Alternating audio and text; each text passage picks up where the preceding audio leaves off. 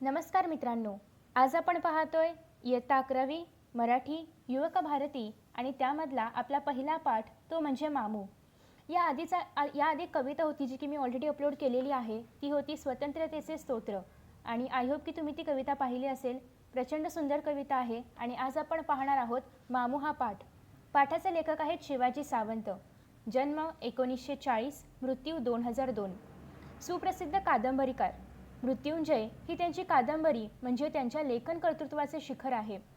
कदाचित तुम्ही मृत्युंजय ही कादंबरी वाचली असेल. नसेल वाचली तर नक्की वाचा, कारण मृत्युंजय ही कादंबरी फक्त कादंबरी नाही आहे, तर त्यामधून त्यांनी कर्णाचं जे काही जीवन किंवा कर्णाच्या दृष्टिकोनातून जे काही महाभारत सांगितलेलं आहे किंवा महाभारतामधला कर्णाचा रोल हे सगळं काही त्याच्यामध्ये सांगितलेलं आहे. आणि मृत्युंजय हे कादंबरीमध्ये जरी महाभारतामधले पार्ट्स असतील किंवा जरी कर्णाबद्दल लिखाण केलं गेलं असलं तरी पण त्यामधून एक सगळ्यात महत्त्वाची गोष्ट कळते ती म्हणजे मराठी भाषेची भाषाशैली. म्हणजे मराठी भाषा किती अलंकारिकरित्या वापरली जाऊ शकते, मराठी भाषेचं सौंदर्य काय आहे हे सगळं आपल्याला मृत्युंजय या कादंबरीतून कळू शकतं.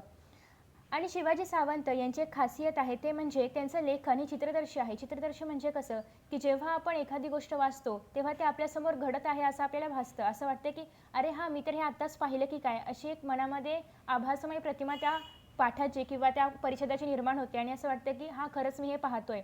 अशा प्रकारची एक चित्रदर्शीपणा त्यांच्या लिखाणातून आपल्याला व्यक्त होताना पाहायला मिळतो.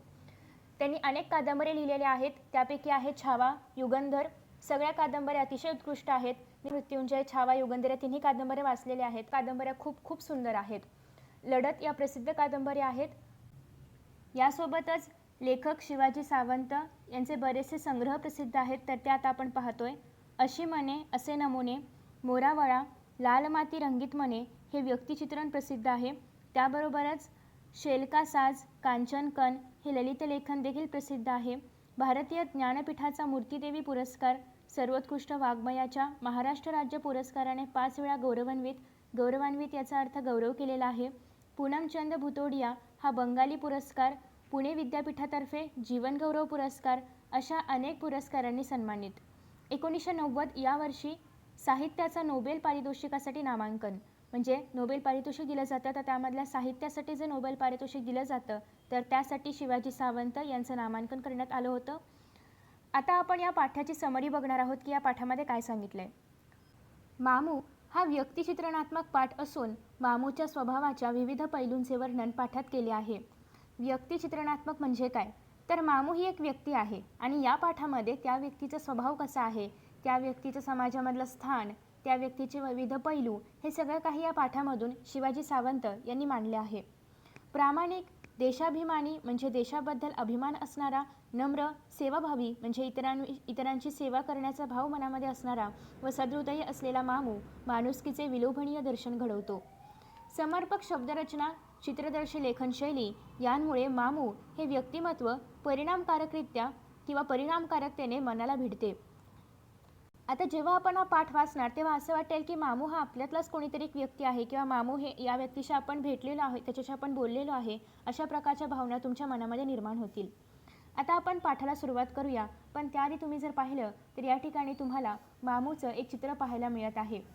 आणि मामूचं चित्र पाहत असताना आजूबाजूला अनेक मुलं आहेत, म्हणजे थोडक्यात शाळा आहे आणि शाळेमधला एक व्यक्ती आहे मामू, तो एक शिपाई आहे आणि या शाळेचा तो खूप असा लोकप्रिय शिपाई आहे. म्हणजेच विद्यार्थीप्रिय शिपाई आहे, शिक्षकप्रिय शिपाई आहे, म्हणजे तो प्रत्येकाला आवडतो असं त्याचं व्यक्तिमत्व आहे. घन घन घन थोराड घंटेचे टोलावर टोल पडत राहतात. थोराड म्हणजे काय, एक मोठी घंटा आहे, जसे की शाळेची घंटा तुम्ही या ठिकाणी बघू शकता. ही ज्याप्रमाणे घंटा आहे तुमच्या पुस्तकामध्ये पण तुम्ही पाहू शकता. तर अशा प्रकारे या घंटेचे टोलावर टोल पडत होते, म्हणजेच घंटा वाजत होती आणि चैतन्याचे छोटे कोंब उड्या घेत वाड्याच्या प्रार्थना मंदिराकडं एकटवू लागतात. चैतन्याचे छोटे कोंब म्हणजे कोण, तर हे जे विद्यार्थी आहेत तर ते शाळेमध्ये आलेले आहेत. आता शाळेमध्ये आल्यानंतर शाळा भरल्यानंतर सगळ्यात पहिल्यांदा काय होतं, ऑब्व्हियसली प्रार्थना. मग या ठिकाणी प्रार्थना होण्यासाठी मामू घंटा वाजवत आहे आणि ती जी मुलं आहेत तर त्या शाळेकडे येत आहेत. आता त्यांना छोटे कोंब का म्हटलेलं आहे, तर अजूनही ते लहान मुलं आहेत म्हणून त्यांना छोटे कोंब म्हटलेलं आहे. समाधानी चर्येनं मामू स्टुलावरून खाली उतरतो. आता घंटा वाजवून झाल्यानंतर घंटा थोडी उंचावरती असेल आणि म्हणून मामू त्या स्टुलावर वगैरे चढला असेल. मग स्टुलावर घंटा वाजून झाल्यानंतर तो स्टुलावरून खाली उतरतो आणि खाली उतरल्यानंतर त्याची चर्या म्हणजेच काय, चेहरा कसा असतो, समाधानी आहे, कारण तो जे काम करतोय ते त्याला आवडतंय आणि म्हणून तो समाधानी आहे. रांगा धरून उभे राहिलेले अनघड. अनघड म्हणजेच काय, अजूनही पूर्णतः ज्यांची जडणघडण नाही झाली अशी ते, कारण लहान मुलं आहेत, अजूनही त्यांची पूर्णतः जडणघडण नाही झाली आहे, अजूनही ते पूर्णतः घडलेले नाही आहेत. ज्याप्रमाणे मातीचा गोळा असतो आणि त्याला शाळेमध्ये समाजामधून आकार मिळत असतो, त्याचप्रमाणे ती मुलं म्हणजे जणू काही मातीचा गोळा आहेत आणि शाळेमधून त्यांना संस्कार, शिक्षण, विद्या या सर्वांमधून एक आकार प्राप्त होणार आहेत आणि पुढे ते समाजाचे एक सुजाण नागरिक बनणार आहेत. आणि सध्या ते अनघड आहेत आणि म्हणून त्यांना अनघड म्हटलेलं आहे, म्हणजे अजूनही पूर्णतः घडलेले नाही आहेत. कोवळे कंठ जोडल्या हातांनी आणि मिटल्या डोळ्यांनी भावपूर्ण सुरात प्रार्थनेतून अज्ञात शक्तीला आळवू लागतात. आता कोवळे कंठ म्हणजे काय, लहान मुलं आहेत, कंठ कोवळा आहे म्हणजे नाजूक सूर आहे त्यांचा, आणि त्यांनी प्रार्थना म्हणण्यासाठी हात जोडलेले आहेत, डोळे मिटलेले आहेत आणि भावपूर्ण स्वरात ते प्रार्थना म्हणत आहेत. आता सध्या तुम्ही कॉलेजमध्ये आहात, प्रार्थना वगैरे म्हणता की नाही मला माहिती नाही, पण शाळेमध्ये प्रत्येकाने प्रार्थना म्हटली असेल आणि त्या काळचे आपले दिवस तुम्ही या ठिकाणी आठवू शकता की तुम्ही कशा पद्धतीने रांगेमध्ये उभा राहायचा, हात जोडून प्रार्थना म्हणायचा, अगदी त्या प्रार्थनेमध्ये लीन होऊन जायचा आणि पूर्ण भक्तिभावाने तुम्ही ती प्रार्थना म्हणायचा. तर त्याचप्रमाणे ही मुलं देखील भक्तिभावाने ती प्रार्थना म्हणत आहेत आणि त्या प्रार्थनेतून ते अज्ञात शक्तीला आळवू लागतात. आळवणे म्हणजेच काय, विनवणी करणे किंवा एक प्रार्थना करतायत ते सरस्वती देवीकडे की आम्हाला चांगली बुद्धी दे वगैरे वगैरे. तर अशी जी काही प्रार्थना करतो आपण, जे एक मागणं मागतो सरस्वती देवीकडे किंवा कोणत्याही देवाकडे, त्याला आपण आळवणी म्हणू शकतो. ओके. आफ्टर दॅट मामू एका दगडी खांबाला रेलून आपली चुनेवानाची सफेद दाढी कुरवाळत ती समूह प्रार्थना ऐकत राहतो. म्हणजेच काय, आता मामू प्रार्थना ऐकतोय, एक खांब आहे त्या ठिकाणी आणि त्या खांबाला तो रेललाय म्हणजेच काय, असं एक टेकलेला आहे थोडक्यात. आणि चुनेवानाची म्हणजे काय, चुना ज्याप्रमाणे व्हाईटिश कलरचा असतो, म्हणजे सफेद, पूर्ण सफेद नाही पण त्याप्रमाणे कलर असतो, तर तशाच कलरची त्याची दाढी आहे आणि त्या दाढीला तो कुरवळत आहे, म्हणजे दाढीला हात वगैरे लावत आहे आणि तो प्रार्थना ऐकतोय. समूह प्रार्थना म्हणजे सगळे एकदम बोलत आहेत, तर ती प्रार्थना तो ऐकतोय. त्याचं मन कशात तरी गुंतून पडतं आणि ती प्रार्थना ऐकत असताना त्याचं मन कशामध्ये तरी गुंतून पडलेलं आहे, तो काहीतरी गहन असा विचार करत आहे. प्रार्थना संपते आणि मग थोड्या वेळाने प्रार्थना संपते. जनगण मनची इशारत मिळते आणि प्रार्थना झाल्यानंतर आपण जनगण मन म्हणतो, तर जनगण मन म्हणण्याआधी एक इशारा मिळतो की आता आपल्याला जनगण मन म्हणायचं आहे, तर मग त्याप्रमाणे इशारत मिळते.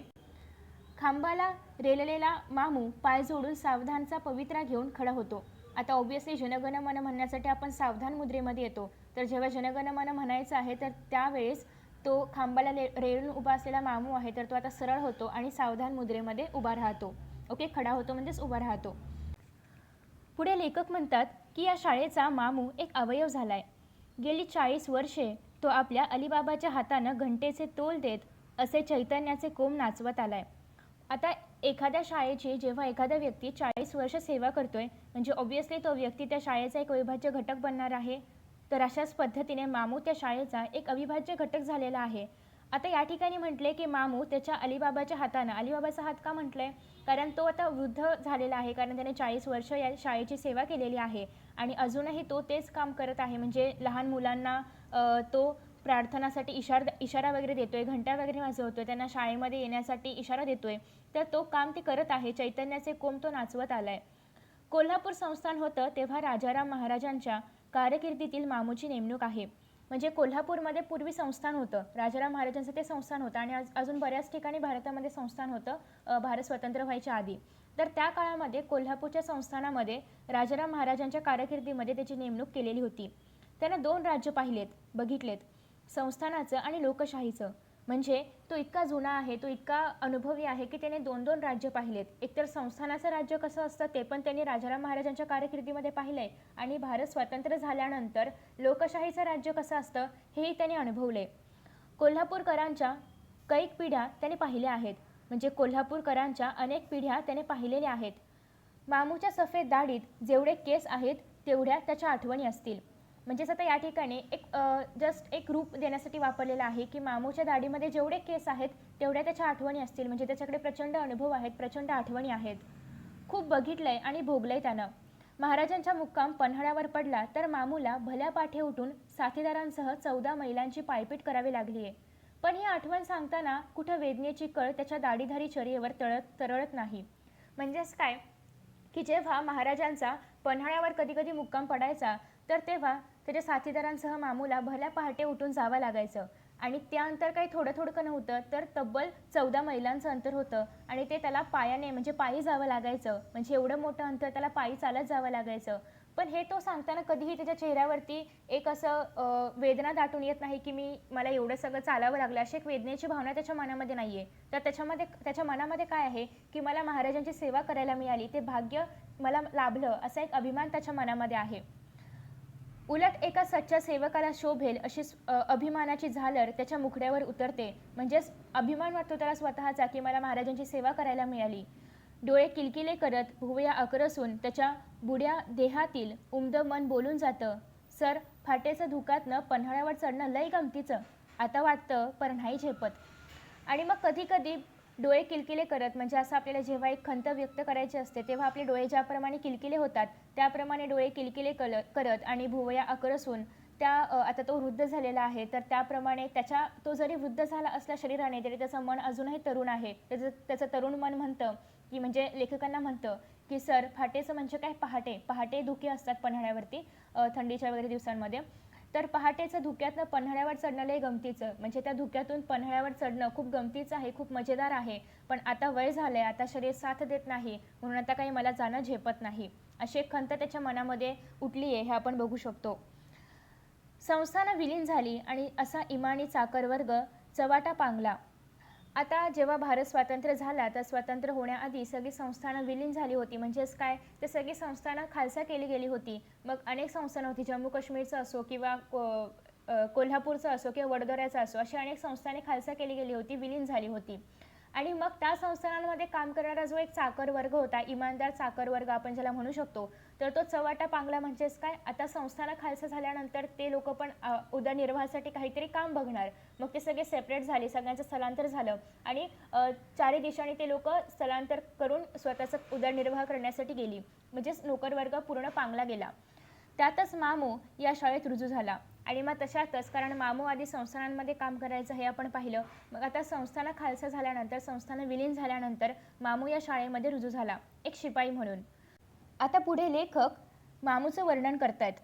डुईला अबोली रंगाचा फेटा, अबोली रंग म्हणजे तुम्ही अबोलीचं फूल पाहिलं असेल, तर त्या रंगाचा फेटा म्हणजे जरासा पिंकिश रेडिश असं व्हाईट वगैरे मिक्स कलर असतो, तुम्ही या ठिकाणी चित्रामध्ये बघू शकता. ओके, तर डुईला म्हणजेच काय, डोक्यावरती अबोली रंगाचा फेटा आहे. अंगात नेहरू शर्टावर गर्द निळं जाकीट. नेहरू शर्ट म्हणजे काय, ज्याप्रमाणे जवाहरलाल नेहरू एक प्रकारचा सदरा घालायचे, एक प्रकारचे शर्ट घालायचे, तर त्या काळामध्ये बरेचसे लोक तसा शर्ट घालायचे. तर मग त्यांच्या अंगामध्ये नेहरू शर्ट होता आणि त्याच्यावरती एक गर्द निळं जाकीट होतं. जाकिटाच्या खिशात चांदीच्या साखळीचं एक जुनं पॉकेट वॉच. आता तुम्ही जर पाहिलं तर पहिल्या काळामध्ये साखळी असायची वॉचला, त्या वॉचला झाकण पण असायचं, ते आपण लावून ठेवू शकतो वगैरे, अशा पद्धतीचं ते एक प्रकारचं वॉच होतं. आणि त्या वॉचला साखळी पण असायची. तर अशा पद्धतीने चांदीची साखळी त्या वॉचला होती आणि असं ते वॉच होतं, ते त्याने खिशामध्ये वगैरे ठेवलं होतं. आणि त्याचबरोबर खाली घेराची आणि घोट्याजवळ चुण्या असलेली तुमान. तुमान म्हणजेच काय, पायजमा थोडक्यात, की घेराची आणि घोट्याजवळ चुण्या असलेली जी पायजमा असते, तर तो मामू घालायचा, ती मामू घालायचा. ओके, पायात जुना पुराणा पंपशू हा मामूचा पोशाख आहे. पंपशू म्हणजेच काय, थोडक्यात चप्पल आपण म्हणू शकतो. तर पायामध्ये जुनी पुणारी चप्पल हा मामूचा पोशाख होता. म्हणजे अशा प्रकारे मामू पोशाख धारण करायचा. शाळेत तो शिपाई म्हणून आहे, पण शाळेबाहेर तो बहुरूपी आहे. म्हणजे शाळेमध्ये तो एक शिपाई आहे, पण शाळेच्या बाहेर मात्र तो जणू काही एक बहुरूपी आहे. बहुरूपी म्हणजे काय, की अनेक रूप, ज्याला आपण म्हणजे शब्दशः अर्थ घेतला तर, पण अनेक रूप म्हणजेच काय, की तो अनेक रूपं धारण करायचा. कधी तो शिक्षक व्हायचा, कधी तो एखाद्याला वेगळ्या रूपाने मदत करायचा. तर त्याची रूपं आता आपण बघूया. कुठं फळाच्या मार्केटमध्ये एखाद्या बागवानाच्या दुकानावर घटकावर बसून त्याचं दुकान चालव, तो हातावर ठेवेल ते अल्लाची खैर म्हणून आपलंसं कर. कुठे एखाद्या मुस्लिम अधिकाऱ्याच्या बच्ची-बच्चीला उर्दूची शिकवण दे. एक ना दोन नाना तऱ्हेचे उद्योग मामू करतो. मग आता या ठिकाणी मामू कोणती कामं करायचा, तर एखाद्या फळ मार्केटमध्ये एखादा फळ विक्रेता असेल, तर त्याच्या दुकानावरती घटकाभर बसायचं त्याला विश्रांती म्हणून, आणि ते दुकान चालवायचं थोड्या वेळ. आणि मग तो हातावर जे काही पैसे ठेवेल ते अल्लाची खैर म्हणजेच काय देवाने आपल्याला दिलेलं आहे असं समजून तो ते स्वतःजवळ ठेवायचा किंवा आपलंसं करायचा. तर कुठे एखादा मुस्लिम अधिकाऱ्याची मुलगा मुलगी असेल तर त्यांना उर्दूची शिकवण द्यायचा. मग यामधून आपल्याला काय कळतंय की मामू व्यवस्थित व्यवसाय करू शकत होता, म्हणजे व्यवसायामधलं व्यावहारिक ज्ञान मामूला होतं. सोबतच मामूला उर्दू भाषेचं ज्ञान देखील होतं, उर्दू भाषा देखील तो शिकवू शकत होता, म्हणजे त्याने पूर्ण उर्दूचा अभ्यास केला असणार आहे. तर अशा प्रकारे तो म्हणजे त्याला उर्दू भाषा येते, त्याला व्यावहारिक ज्ञान होतं. अशा प्रकारचे विविध रूपं आपल्याला मामूची यामधून पाहायला मिळत आहेत. तर असे अनेक उद्योग मामू करत असायचा. त्यानंतर पुढे आहे की शाळेतील लोकांना तो शिपाई वाटतो, म्हणजे शाळेमध्ये जी मुलं आहेत, शिक्षक आहेत, त्यांना तो शिपाई वाटतो. तर शाळेबाहेरच्या लोकांना त्याची अनेक रूपं दिसतात. कधी मौलवी, कधी व्यापारी, कधी उस्ताद, या सगळ्यांचा अंतर्भाव करता येईल असं साऱ्यांनी त्याला सुटसुटीत नाव देऊन टाकले मामू. मग आता तुम्हाला प्रश्न पडला असेल की या मामूला मामू का म्हणतात, तर त्याचं हे उत्तर की मामू कधी लहान मुलांना शिकवतो, कधी तो व्यापार करतो, व्यवसाय करतो, म्हणजे अशा प्रकारे सगळ्या गोष्टी तो करू शकतो, मॅनेज करू शकतो. आणि याच्यावरूनच सगळ्यांनी त्याला एक प्रेमळ आणि क्यूटचं नाव दिले, ते म्हणजे मामू. आता त्यानंतर आपण पुढे बघूया काय सांगितलेलं आहे लेखकांनी की 10 वर्षांपूर्वी मी या शाळेत रुजू झालो. म्हणजे 10 वर्षांपूर्वी लेखक म्हणतात की मी या शाळेमध्ये रुजू झालो आणि तेव्हापासून या माणसाला जवळून पारखत आलोय. म्हणजेच की त्याचा स्वभाव कसा आहे, त्याचं राहणीमान कसं आहे, त्याची बोलण्याची शैली कशी आहे, हे सगळं काही मी खूप जवळून पाहतोय, पारखतोय. गरीब माणसाने किती आणि कसं हुशार असावं याचा मामू एवढा मासला मला कधी बघायला मिळाला नाही. म्हणजे मामू गरीब होता, पण गरीब असूनही त्याच्यामध्ये किती बुद्धिचातुर्य असावं, किती विषयांचं ज्ञान त्याला असावं, हे मला त्याच्याकडून पाहायला मिळालं, किंबहुना शिकायला मिळालं, असे लेखक या ठिकाणी म्हणतायत. मी मामूच्या घरी गृहप्रवेशाच्या कार्यक्रमाला गेलो. गृहप्रवेश म्हणजे काय की जेव्हा एखादं नवीन घर घेतलं जातं किंवा नवीन घर बांधलं जातं, तर त्यावेळेस वास्तुशांती वगैरे केली जाते. मग त्यासाठी गृहप्रवेशाचा कार्यक्रम असतो. सो त्याची कर्तबगारी बघून खूप समाधान वाटलं. मामूनं केलेल्या कष्टमय चाकरीचं फळ म्हणून असेल, पण त्याची सगळीच मुलं गुणवान निघालीत. म्हणजे मामूने खूप कष्ट केले होते इतकं वर्ष, त्याने छान असं घर बांधलं असेल किंवा घेतलं असेल आणि त्या गृहप्रवेशासाठी लेखक त्या ठिकाणी गेले होते. आणि अजून एक म्हणजे की मामूने इतकं जे काही कष्ट केलं होतं, जे काही चांगली कामं केली होती, त्याचं फळ म्हणून असेल, पण त्याची सगळी मुलं कशी होती, गुणवान होती, सज्जन होती, म्हणजे चांगल्या पदावरती काम करत असतील किंवा चांगलं काम करत असतील. पैसा कमवतात म्हणून माज नाही, आणि ती मुलं चांगल्या कामावर चांगलं काम करत असतील, पैसे कमवत असतील, पण त्याचा त्यांना कोणताही माज नव्हता किंवा घमंड किंवा इगो वगैरे असं काही नव्हतं. बापाचा शब्द त्यांच्या लेखी शेवटचा शब्द आहे आणि वडिलांचा शब्द म्हणजे त्याच्यासाठी प्रमाण शब्द होता, की आपण असं म्हणतो ना की वडिलांची आज्ञा म्हणजे माझ्यासाठी एक प्रमाण आहे किंवा ते ओलांडू शकत नाही मी. तर अशा पद्धतीने त्यांचा स्वभाव होता त्या मुलांचा की वडिलांच्या आज्ञेला ते प्रमाण मानायचे. त्याच्यानंतर आहे तो कधी खाली पाडत नसत आणि वडिलांनी जे काही सांगितलं ते नेहमी करत असत किंवा वडिलांचं नेहमी ऐकत असत. त्यांचा शब्द तो कधी खाली पडू देत नसत आणि एका वडिलांसाठी याच्यापेक्षा दुसरं काय महत्त्वाचं असतं. नेक्स्ट आहे असंच एकदा मामूच्या घरी त्याच्या दुसऱ्या नंबरच्या मुलाचं शादी मुबारक निघालं. शादी मुबारक म्हणजे काय, लग्न होतं. सो मामूच्या घरी त्याच्या दुसऱ्या मुलाचं लग्न होतं. ठरल्याप्रमाणे मामू मला आमंत्रण द्यायला आला. सर, पोराचं लग्न आहे, यायला पाहिजे. आणि आपण ज्याप्रमाणे म्हणजे कोणाचंही लग्न असो तेव्हा आमंत्रण देताना कोणताही व्यक्ती असंच म्हणणार की आग्रहाचं आमंत्रण देणार, तुम्ही यायला पाहिजे लग्नाला वगैरे वगैरे. सो त्याचप्रमाणे मामू पण म्हणाला की पोराचं लग्न आहे आणि तुम्ही यायला पाहिजे.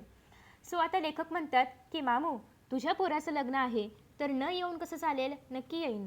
आणि मग लेखक पण म्हणतात की अरे तुझ्या पोराचं लग्न आहे आणि मी येणार नाही असं होईल का, नक्की येणार मी, असं त्याला आश्वासन देतात. मग एका मित्राला घेऊन संध्याकाळी शादीच्या मंडपात गेलो. आणि मग लेखक म्हणतात की एका मित्राला घेऊन मी लग्नाला गेलो किंवा त्या मंडपामध्ये गेलो. मंडप माणसांनी भरला होता. मामूनं पुढे येत मला हाताला धरून आघाडीला नेऊन बसवलं. आघाडीला म्हणजे काय, सगळ्यात पुढे सन्मानानं मानानं त्याने लेखकांना बसवलं. त्या मंडपात आमदार होते, खासदार होते, बडे व्यापारी होते, शिक्षक होते, प्राध्यापकही होते.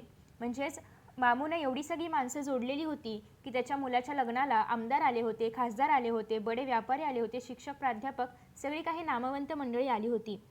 हयातभर अंगावर पट्टा चढवून शिपाई म्हणून केलेल्या चाकरीचं चीज झाल्याचं समाधान त्याच्या सफेद दाढीवर पसरलं होतं. म्हणजेच काय की आतापर्यंत त्याने जे काही चांगलं काम केलं होतं यामधून त्याने सगळ्या माणसांना जोडून ठेवलं होतं आणि आत्तापर्यंत केलेल्या कामाचं चीज म्हणून की काय, तर सगळे लोक त्याच्या शब्दाला मान देऊन त्याच्या मुलाच्या लग्नासाठी आले होते. निका लागला. मामूनं जमलेल्या लोकांचे आभार मानण्यासाठी माईक हातात घेतला आणि एवढे सगळे लोक जमले होते तर मग त्यांचे आभार मानावेत, एक ऋणनिर्देश करावा, यासाठी त्याने माईक हातामध्ये घेतला. आज माझ्या मुलाच्या लग्नाला आमदार साहेब आलेत, खासदार साहेब आलेत, मृत्युंजयकर आलेत. मृत्युंजयकर म्हणजेच कोण? लेखक शिवाजी सावंत. त्यांना बरेच जण मृत्युंजयकर म्हणूनही ओळखतात.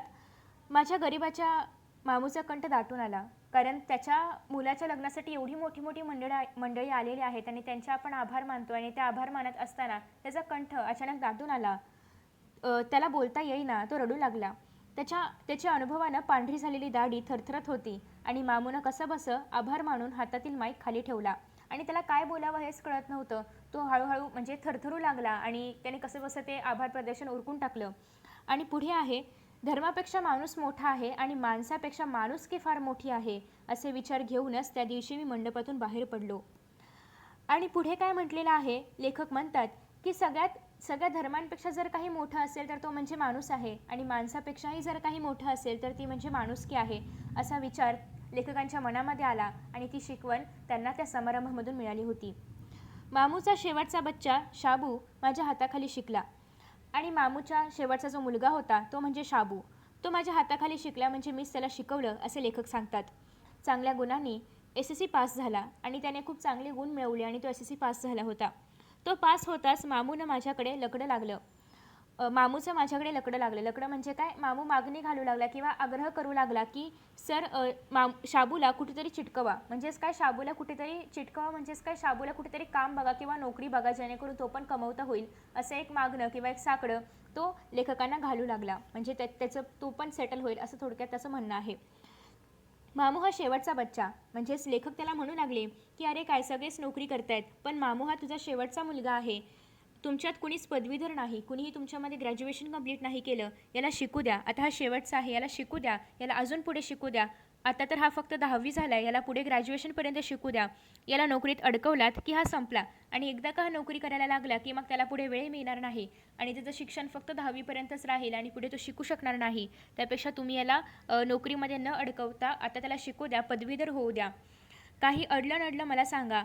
आणि लेखक म्हणतात की जरा नेट धरा, म्हणजे जरा धीर धरा, त्याला शिकू द्या आणि काही गरज लागली की मी आहेच, मला सांगा, असा दिलासा लेखकांनी मामूला दिला.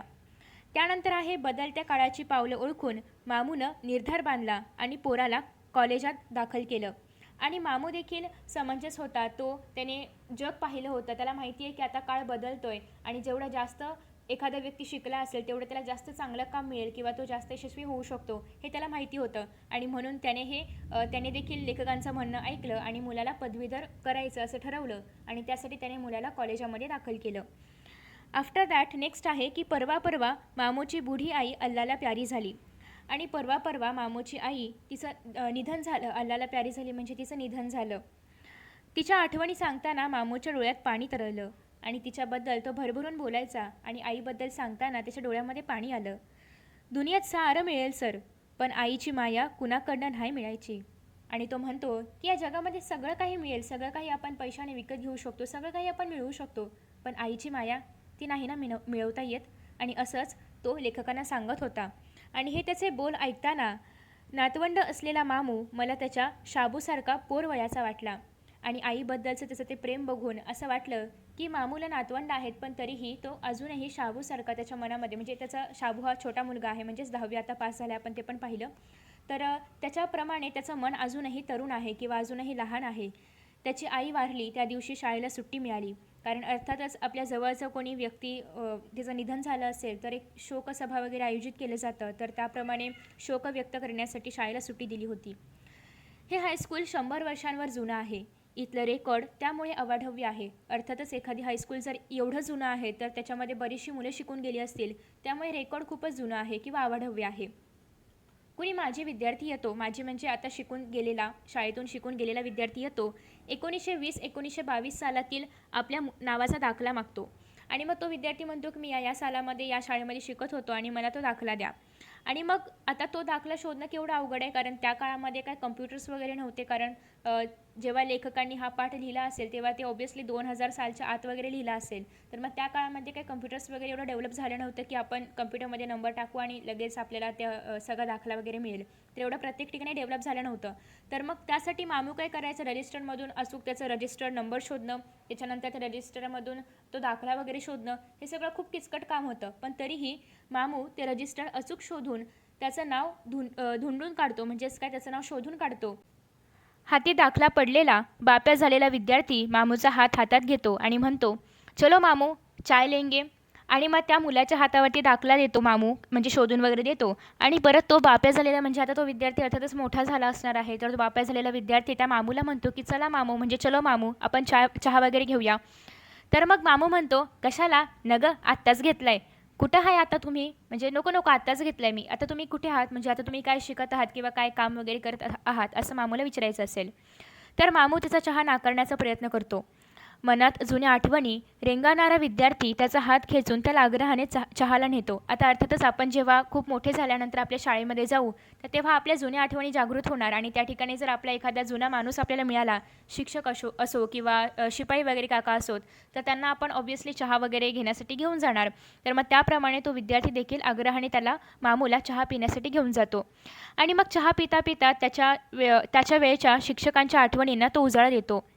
आणि मग आता सगळ्या शाळेतल्या आठवणी ताज्या वगैरे होणार. आणि मग त्याला आठवतं की MR सर भारी माणूस. केवढा आब होता त्या वक्ताला हायस्कूलचा, म्हणजे MR सर जे पण त्याच्या शाळेमध्ये सर असतील, तर तो खूप भारी माणूस होता, असं तो म्हणतो. केवढा आब होता त्या वक्ताला हायस्कूलचा. मामू हरवलेल्या काळाला मुठीत पकडण्याचा प्रयत्न करतो आणि मामू देखील त्या सगळ्या आठवणी त्यांना उजाळा देत असतो. आणि त्याला असं वाटतं की तो काळ अजून असता तर, अशा प्रकारे तो काळ होऊन गेलेला आहे, पण तरीही मामू त्या काळाला हातामध्ये पकडण्याचा प्रयत्न करतो. आणि त्यानंतर पुढे आहे, ही शाळा सरकारी आहे. इथं ड्रॉइंगच्या, कॉमर्सच्या, सरकारी सर्टिफिकेटच्या परीक्षांचं केंद्र आहे. म्हणजे शाळा सरकारी आहे, म्हणजे गव्हर्मेंट स्कूल आहे. आणि गव्हर्मेंट स्कूलमध्ये एलिमेंटरी असो, इंटरमिजिएट असो, यांसारख्या बऱ्याचशा ड्रॉइंगच्या किंवा इतर कॉमर्सच्या वगैरे एक्झाम होत असतात. आणि मग या परीक्षा आल्या की बुढा मामू पाखरागत हालचाली करू लागतो. आणि मग परीक्षा आल्या म्हणजे परीक्षेची तयारी आली, बाक वगैरे व्यवस्थित लावणं, बैठक व्यवस्था करणं, नंबर्स वगैरे लिहिणं, या सगळ्या गोष्टी आल्या. आणि मग या सगळ्या गोष्टी करण्यासाठी मामू अगदी पाखरागत हालचाली करतो, म्हणजे अगदी भिरभरतो तो, म्हणजेच काय की खूप फास्ट हालचाली करू लागतो, खूप फास्ट सगळी कामं करू लागतो. मग नंबर टाकणं असो किंवा बाकडी हलवून बैठकीची व्यवस्था करणं असो, पाणी देण्यासाठी गोरगरिबांची पोरं ऑफिसात आणून दाखल करणं, म्हणजेच काय आता त्या परीक्षेच्या कालावधीमध्ये मुलांना किंवा इतर शाळेमधून जे पण शिक्षक येणार आहेत परीक्षण करण्यासाठी, तर त्या शिक्षकांना पाण्याची योग्य सोय व्हावी यासाठी मामू काय करायचा की जी गोरगरिबांची मुलं होती त्यांना घेऊन यायचा पाण्याची व्यवस्था वगैरे करण्यासाठी. आणि मग पडेल ते काम मामू उत्साहाने करू लागतो. आणि त्या कालावधीमध्ये किंवा इतर म्हणजे कधीही मामूला नेहमी उत्साह असायचा काम करण्यासाठी. तर जे काही काम त्याला मिळेल तो काम ते अतिशय उत्साहाने करायचा. कधी खेळताना, कधी प्रार्थनेच्या वेळेला एखादं पोरगं चक्कर येऊन कोसळतं. आणि मग कधी कधी दुपारची वगैरे शाळा असेल तर काही लहान मुलांना ऊन वगैरे सहन होत नाही, आणि मग उन्हामुळे कधी खेळताना किंवा प्रार्थनेच्या वेळी चक्कर येते. आणि मग रिक्षा आणून त्यात त्या पोराला घालून डॉक्टरकडं नेताना मामू त्याला आईच्या मायेनं धीर देत म्हणतो की घाबरू नकोस, ताठ बस, काय नाही झालं तुला. आणि मग तेव्हा त्या मुलाला धीर देत असताना आईच्या मायेप्रमाणे तो त्या मुलाच्या पाठीवरून हात फिरवतो आणि त्याला धीर देत म्हणतो की ताठ बस. चक्कर आलं ते ताट वगैरे बसवलं जातं, त्याला थोडंसं पाणी वगैरे देत असेल आणि म्हणत असेल की काय नाही झालं तुला, आता बरा होशील तू, असा तो धीर देत असे. 26 जानेवारी 15 ऑगस्ट या राष्ट्रीय दिवशी कधीकधी मामूच्या हातानं इथला राष्ट्रध्वज फडकवला जायचा, दंडावर सरसरत चढतो. म्हणजेच काय की मामूने खूप दीर्घकाळ त्या शाळेची सेवा केली होती, तो एक म्हणजे खूप चांगला व्यक्ती होता. आणि म्हणूनच 26 जानेवारी असो किंवा 15 ऑगस्ट असो, तर या राष्ट्रीय सणादिवशी कधीकधी मामूच्या हाताने देखील राष्ट्रध्वज फडकवला जात असे. शाळेच्या 3ऱ्या मजल्यावरच्या माथ्यावर निकोप वाऱ्यावर फडफडत राहतो. आणि शाळा 3 मजली असेल आणि 3ऱ्या मजल्याच्या वरती देखील राष्ट्रध्वज फडफडत राहायचा. फेट्याजवळ हाताचा पंजा भिडवून मामू राष्ट्रगीत संपेपर्यंत ध्वजाकडे मान उंचावून बघत असे. आणि मग राष्ट्रगीत सुरू असताना आपण अर्थातच आपल्या राष्ट्रध्वजाला सलामी देतो. आणि सलामी दिल्यानंतर राष्ट्रगीत संपेपर्यंत मामू सलामी देऊन ते झेंड्याकडे एकटक पाहत असे, राष्ट्राभिमानाने पाहत असे. त्यानंतर पुढे लेखक अजून एक आठवण सांगतात की माझ्याकडं कुणी बडा पाहुणा आला की मामूकडं बघत नुसती मान डुलवली की तिचा इशारा पकडत मामू चहाची ऑर्डर देतो. म्हणजेच माझ्याकडे कुणी एखादा मोठा पाहुणा वगैरे आला की मी मामूकडे पाहून नुसती मान डोलवायचो, म्हणजे नुसते एक इशारा द्यायचो आणि तो इशारा मिळताच मामू लगेच चहाची ऑर्डर द्यायचा. म्हणजे समजणे को इशारा काफी होता है. मग पाहुणा बसेपर्यंत चहा दाखल व्हायचा आणि लगेच पाहुणा बसेपर्यंत म्हणजे खुर्चीमध्ये वगैरे व्यवस्थित बसेपर्यंत बोलणी सुरू व्हायच्या आधीच चहा वगैरे आलेला असायचा. राजे चहा केव्हा सांगितलात?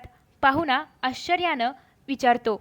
आणि मग त्या काळामध्ये मृत्युंजयकार म्हणजे शिवाजी सावंत यांना राजे वगैरे म्हटलं जात असे. म्हणजे जसं की आपण प्रेमाने किंवा आदराने आपुलकीने वगैरे एखाद्या व्यक्तीला काहीतरी म्हणतो, तर त्याप्रमाणे ते पाहुणे शिवाजी सावंत यांना राजे म्हणत असत. तर ते विचारतात की राजे तुम्ही चहा केव्हा सांगितलात? म्हणजे आमच्यासमोर तर तुम्ही चहा नाही सांगितलात, मग चहा कसा काय आला? तर मग शिवाजी सावंत म्हणतात की ऐतिहासिक काळात वावरतो ना सध्या. म्हणजे शिवाजी सावंत नेहमी इतिहासामधल्या ज्या कॅरेक्टर्स आहेत त्यांच्यावरती आधारित कादंबरी वगैरे लिहायचे, म्हणून ते म्हणतात की मी सध्या ऐतिहासिक काळामध्ये वावरतो आहे. आणि नुसती इशारती बरहुकूम कामं होतात आमची, आणि म्हणून इशारत दिल्याबरोबर कामं होतात आमची. म्हणजे जसं की ऐतिहासिक काळामध्ये तुम्ही पाहिलं असेल आणि सिरियल्समध्ये वगैरे, की नुसतं इशारा दिलं की सेवकांना समजायचं की महाराजांना किंवा राजांना काय हवं आहे आणि त्यानुसार सगळी कामे पटापट व्हायची. मग त्याचप्रमाणे ऐतिहासिक काळामध्ये मी वावरतो आणि नुसता इशारा दिला की सध्या सगळी कामं होतात माझी, असे शिवाजी सावंत उत्तर द्यायचे. त्याच्यानंतर आहे की एकदा मी आणि मामू शाळेच्या व्हरांड्यात बाकावर गप्पा मारत बसलो. आणि लेखक अजून एक आठवण सांगतात की एका एका दिवशी काय झालं, मी आणि मामू आम्ही गप्पा मारत होतो. त्या दिवशी मामू खुल्ला होता म्हणजे काय, खूप बोलत होता किंवा त्याचा मूड चांगला होता असं काहीतरी त्यांना सांगायचं आहे. संस्थानिकांच्या काळाच्या त्याचबरोबर वाड्यावरच्या एक एक अजब गमती तो सांगत होता. आणि मग मामू त्या संस्थानिकांच्या काळामध्ये काय घडलं होतं किंवा काही अनुभव वगैरे असतील, किस्से वगैरे असतील, तर ते किस्से मामू लेखकांना सांगत होता. कारण आपण पाहिलं आहे की मामू अतिशय अनुभवी होता. त्याचबरोबर पुढे लेखक म्हणतात की 3 तास केव्हा मागं पडले होते दोघांनाही कळलं नाही. आणि बोलता बोलता गप्पा मारता मारता 3 तास कधी गेले हे आम्हालाच कळलं नाही. प्रसंगी मामू एखाद्या कार्यक्रमाच्या वेळी मुलांच्या समोर 10-20 मिनिटे एखाद्या विषयावर बोलू शकतो. म्हणजे मामू एवढा अनुभवी होता, सोबतच त्याच्या मनामध्ये प्रचंड आत्मविश्वास होता, कॉन्फिडंट होता तो, की त्याला कोणताही विषय दिला की मुलांच्या समोर तो 10-20 मिनिटे आरामात बोलायचा. त्याला जसं उर्दूचं ज्ञान आहे तसंच त्याला वैद्यकाचंही ज्ञान आहे. वैद्यकाचं म्हणजेच काय, डॉक्टर्स म्हणजेच औषधाचं वगैरे, आयुर्वेदाचं वगैरे देखील त्याला ज्ञान आहे. लहानसर चण असलेल्या शिक्षकाला तो म्हणतो, लहानसर चण म्हणजेच काय, बारीक सडपातळ असलेल्या एखाद्या शिक्षकाला तो म्हणतो की काय पवार सर, काय ही तब्येत, पैसं काय कोण उरावर बांधून नेणार जाताना, जरा धारीसारखं काहीतरी खावा. मी सांगतो तुम्हाला, साखरेच्या पाकात तूप घालून त्यात शेरभर साप धुतलेल्या खारका बिया काढून 15 दिस मूर्तीला घाला. रोज सकाळी अनुषापोटी 2-2 खावा. महिनाभरात तुम्हाला कोणी ओळखणार नाही. आणि जसं की आपण पाहिलं की मामूला ज्याप्रमाणे उर्दू या भाषेचं ज्ञान आहे, त्याचबरोबर त्याला आयुर्वेद किंवा वैद्यकशास्त्राचं देखील ज्ञान आहे. आणि मग एखादे शिक्षक सडपातळ आहेत तर त्यांना उद्देशून मामू म्हणतो की काय पवार सर, काय ही तुमची तब्येत, आता काय तुम्ही एवढे पैसे कमवता, ते काय उरावर घेऊन जाणार आहात का? म्हणजे त्याला थोडक्यात असं म्हणायचं आहे की मेल्यानंतर सोबत घेऊन जाणार आहात का? जरा काहीतरी अंगाला लागेल असं खात जावा. अंगधरीसारखं म्हणजे काय, अंगाला लागेल असं किंवा जाडजूड तुम्ही व्हाल असं काहीतरी खात जा की, असं त्यांना सांगायचं आहे. मग तो एक उपाय सांगतो त्या शिक्षकांना की मी सांगतो तुम्हाला, साखरेच्या पाकात तूप घालून त्यात शेरभर साप धुतलेल्या खारका बिया काढून टाका आणि 15 दिवस मुरत ठेवा. मग तो काय सांगतो की साखरेचा पाक घ्या, त्याच्यामध्ये तूप टाका आणि त्याच्यामध्ये शेरभर खारका म्हणजे खारीक, जे आपण त्यांना खारका किंवा खारीक म्हणतो, तर ते त्याच्यामध्ये टाकायचे आहेत. 15 दिवस छान मुरत ठेवायचे आहेत. आणि मग त्यानंतर अनुषापोटी म्हणजे काय, सकाळी उठल्या उठल्या काही न खाता रिकाम्या पोटी आपल्याला त्या खारका 2-2 खायच्या आहेत, असं ते सांगत आहेत. कोणाला? त्या शिक्षकांना. ओके. आणि मग महिनाभरात तुम्ही एवढे चांगले तंदुरुस्त आणि जाडजूड व्हाल की तुम्हाला कोणी ओळखणारही नाही. अशा प्रकारे मामू त्या शिक्षकांना सांगतो. कुणाच्या पायाला लागलं तर त्यावर कुठला पाला वाटून लावावा याचा सल्ला द्यायला मामू विसरत नाही. आणि मग एखाद्या विद्यार्थ्याच्या किंवा कुणाच्याही पायाला लागलं की मग ती जखम बरी व्हावी यासाठी कोणता पाला वाटून लावायचा हे मात्र सांगायला तो कधीही विसरत नाही. कुणाचं पोट बिघडलं तर त्यावर कुठला काढा प्यावा याची सूचना द्यायला तो चुकत नाही. आणि मग कुठेही काही झालं की तो कधीही आयुर्वेदाचा सल्ला द्यायला कधीही विचार करत नाही, तर तो लगेच सल्ला देऊन मोकळा होतो. शाळेत एखादा कार्यक्रम निघाला की त्याची आखणी मामूच्या हातात येते. आणि मामू अर्थातच अनुभवी होता, त्याला बऱ्याचशा कार्यक्रमांची आखणी त्याने याआधी केलेली होती. आणि मग शाळेत कोणताही कार्यक्रम असो तर त्याची आखणी करण्याचं काम कोणाकडे यायचं? मामूकडे यायचं. फ्लॉवर पाटपासून टेबल क्लॉथपर्यंत सारी जुपी जोडून देऊन पुन्हा कार्यक्रमाच्या वेळी एखादा कोपरा धरून वक्ता काय काय बोलतो हे तो नीट ध्यान देऊन ऐकतो. म्हणजेच कार्यक्रम जेव्हा असेल तर तेव्हा फ्लॉवर पॉटपासून टेबल क्लॉथपर्यंत सगळी तयारी किंवा सगळी जे पण आखणी वगैरे असेल तर ती सगळी मामू करायचा. आणि मग ती तयारी झाली की पुन्हा तो एखाद्या कोपऱ्यामध्ये बसायचा आणि तो वक्ता किंवा ज्या कोणाचा कार्यक्रम आहे तो व्यक्ती काय म्हणतोय हे तो अगदी लक्ष देऊन ऐकायचा. कार्यक्रम संपला की मामूला विचारावं कसा झाला कार्यक्रम, आणि मग तो कार्यक्रम संपल्यानंतर जेव्हा मामूला आम्ही विचारायचो की काय मामू कसा झाला कार्यक्रम, तर त्या वक्त्यात काही खास नसेल तर नाराजी प्रकट करण्याचीही त्याची एक ढब आहे. म्हणजे मामू अतिशय लक्षपूर्वक तो कार्यक्रम सगळा पाहायचा आणि त्या कार्यक्रमाचं विश्लेषणही तो खूप छान करायचा. त्याला खूप छान तो त्याचं फीडबॅक पण द्यायचा की चांगला असेल कार्यक्रम तर चांगला, नसेल तर मग एखादा वक्ता जर चांगला बोलला नसेल तर ते कसं सांगायचं ते सांगण्याची पण त्याची एक वेगळी ढब होती. ढब म्हणजे काय, एक शैली होती. तर तो कसं सांगायचा पहा, बोललं चांगलं ते, पर म्हणावी तशी रंगत नाही भरली. म्हणजे तो वक्ता छान बोलला पण म्हणावं तसं एवढं चांगलं वाटलं नाही, असं अशी एक नाराजी व्यक्त करण्याची त्याची एक वेगळी शैली होती. म्हणजे तो डायरेक्ट नाराजी व्यक्त नाही करायचा, तो थोडंसं ॲप्रिशिएट पण करायचा आणि मग नाराजी व्यक्त करायचा. आणखी वर्षानंतर मामू या शाळेतून सेवानिवृत्त होणार. आता त्याने बरीच वर्ष शाळेची सेवा केली होती आणि एका पर्टिक्युलर एजनंतर गव्हर्नमेंट सर्वंट्स त्यांना सेवानिवृत्त केलं जाते किंवा त्यांची रिटायरमेंट होते. ओके, तर त्याचप्रमाणे मामू देखील शाळेतून सेवानिवृत्त होणार होता. रोजाना दिसणारा त्याचा अबोली रंगाचा फेटा आणि सफेद दाढी आता दिसणार नाही. कारण आधी मामू रोज शाळेमध्ये यायचा आणि आता सेवानिवृत्त झाल्यानंतर काही तो सारखा म्हणजे रोज शाळेमध्ये येणार नाही आणि त्याच्यामुळे त्याचा फेटा, अबोली रंगाचा फेटा असो किंवा त्याची सफेद दाढी आता आपल्याला रोज रोज पाहायला मिळणार नाही. माणसाच्या आयुष्याला कुठं ना कुठं वळण असतं. म्हणजे आता एक टर्निंग पॉईंट होता मामूच्या आयुष्यामधला की त्याने इतकी वर्ष सेवा केली आहे शाळेची आणि आता मात्र तो रिटायर होणार आणि म्हणजे घरी किंवा त्याचं जे काही इतर काम असेल करणार असेल तर तो ते पुढे करणार. म्हणजे तो आता शाळेमध्ये येणार नाही. तर त्याच्या आयुष्यामधलं हे एक वळण होतं आणि प्रत्येक माणसाच्या आयुष्यामध्ये असं वळण येत असतं आणि टाळतो म्हटल्यानं ते टाळता नाही येत आणि हे वळण टाळतो म्हटल्यानं टाळताही येणार नाही. कारण एका पर्टिक्युलर एजनंतर प्रत्येक व्यक्ती सेवानिवृत्त होतो तर त्याप्रमाणे ते होणारच आहे, ते आपण टाळू शकत नाही. सरकारी नियमच आहे आणि हा सरकारी नियमच आहे.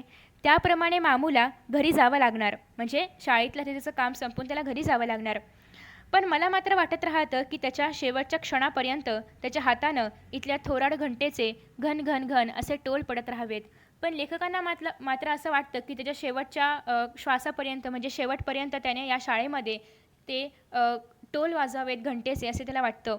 त्या टोलाच्या तालावर चैतन्याचे अगणित कोवळे कोंब नाचत राहावेत आणि त्याचा तो टोलाचा आवाज ऐकून सगळेजण प्रार्थना म्हणावेत. म्हणजे सगळी मुलं, ते कोवळे कोंब, ती लहान लहान मुलं त्या इशाऱ्यावर नाचत राहावीत. म्हणजेच काय, प्रार्थना वगैरे म्हणत राहावीत जोडल्या हातांनी आणि मिटल्या डोळ्यांनी.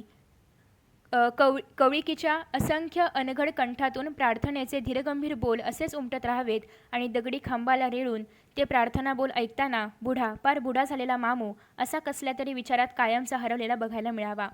आणि मग लेखक म्हणतात की अजूनही ते अनघड मुले आहेत किंवा अजूनही त्यांच्या त्या कंठातून जे प्रार्थनेचे सूर येतात तर ते सूर असेच उमटत राहावेत. आणि आपण पाहिलं सुरुवातीलाच की जेव्हा प्रार्थना सुरू असायची तेव्हा मामू एखाद्या खांबाला वगैरे रेळून उभा राहायचा, तर त्याचप्रमाणे तो तसा रेलून उभा राहावा. आणि आपण ते पण पाहिलं होतं की जेव्हा प्रार्थना सुरू व्हायची तेव्हा तो एका गहन विचारामध्ये असा गडलेला दिसायचा, तर त्याचप्रमाणे तो पुन्हा एकदा त्या विचारात गढून जावा असं लेखकांना वाटतं. तर अशा प्रकारे हा पाठ आहे. लाल माती रंगीत मने या संग्रहातून हा पाठ घेण्यात आलेला आहे. शिवाजी सावंत यांनी अतिशय सुंदर लेखन या पाठामधून केलेले आहे आणि तुमच्या बऱ्याचशा शाळेतल्या आठवणी पण या पाठामधून जाग्या झाल्या असतील. तुमच्या शाळेमध्येही असे एखादे शिपाई काका असतील की ज्यांच्यासह तुमचं असं एक छान असं नातं जोडलेलं असेल, तर त्या नात्याला पण उजाळा यामधून मिळाला असेल.